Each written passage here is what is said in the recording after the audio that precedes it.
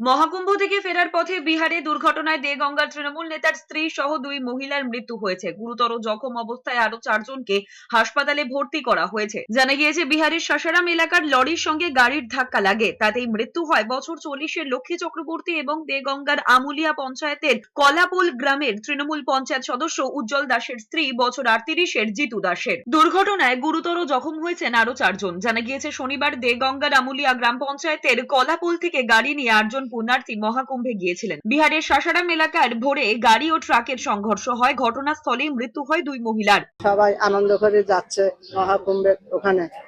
তো পুজো দিয়েছে, রাত্রেবেলাও পুজো অযোধ্যায় গেছে, আসার সময় হয়ে গেছে। এদিকে হাওড়ার বেলগাছিয়ার বাসিন্দা বছর 25-এর যুবক বুবাই মাইতিরও মহাকুম্ভে যাওয়ার পথে দুর্ঘটনায় মৃত্যু হয়েছে।